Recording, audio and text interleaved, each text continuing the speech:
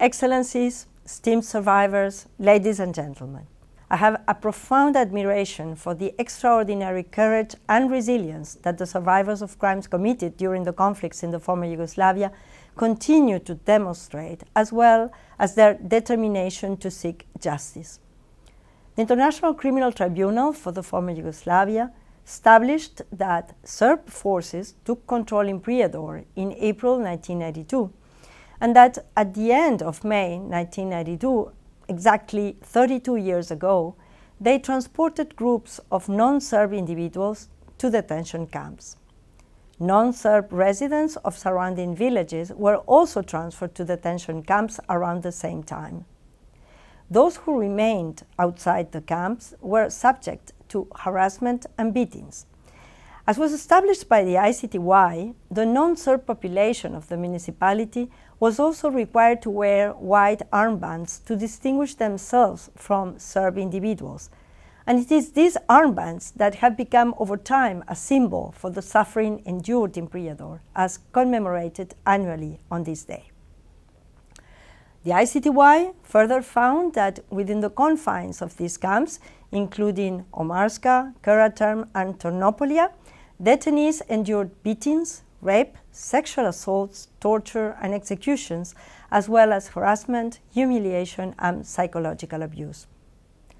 The world learned of the existence of such facilities in August 1992. The shocking images of emaciated detainees spread rapidly, sparking global outrage. Together with reports of other crimes, they prompted the United Nations Security Council to respond and led to the historic establishment of the ICTY in May 1983. The notorious detention camps in Prijedor were just one link in the chain of atrocities committed in the area. The ICTY established that the camps were accompanied by forcible arrests, mistreatment, killings both within and outside the camps, and the destruction of religious and cultural property, forcing the Bosnian Muslim and Bosnian Croat population of the municipality to leave and forming part of a broader ethnic cleansing plan. Over 40 individuals, representing more than 25% of all ICTY indictees, were charged for their involvement in the crimes committed in the municipality of Prijedor. Ultimately, 17 individuals were convicted by the ICTY and the International Residual Mechanism for Criminal Tribunals for these crimes. Additionally, other perpetrators have been convicted by the Court of Bosnia and Herzegovina.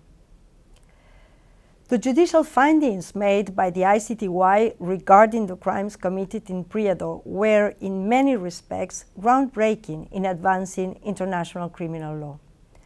The pertinent ICTY cases consolidated that rape and other forms of sexual violence could amount to torture punishable as both a war crime and a crime against humanity. They also clarified that the crime of persecution extends beyond physical violence to include harassment, humiliation, and psychological abuse. These cases have therefore significantly contributed to promoting accountability for atrocity crimes. In addition, the irrefutable judicial findings reached by the ICTY and the mechanism have helped to establish a solid historical record of the events that took place during the 1990s conflicts.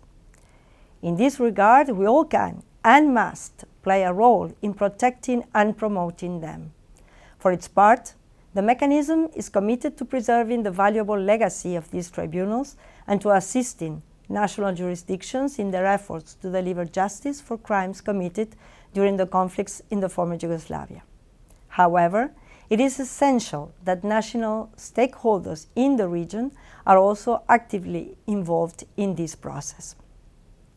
Excellencies, esteemed survivors, ladies and gentlemen, I strongly believe that each of us has a responsibility to firmly reject denial, revisionism, and the glorification of convicted war criminals. These phenomena only serve to perpetuate ethnic divisions and hinder the healing process for survivors and their families, for the affected communities and societies at large. In this context, accepting and reflecting on the facts judicially established by the ICTY and the mechanism is of critical importance. Only through remembering and coming to terms with the truth of what transpired in Prijedor and more generally in the former Yugoslavia will the process of reconciliation be advanced and the people of the region be given the future of hope and progress they deserve. Thank you for your attention.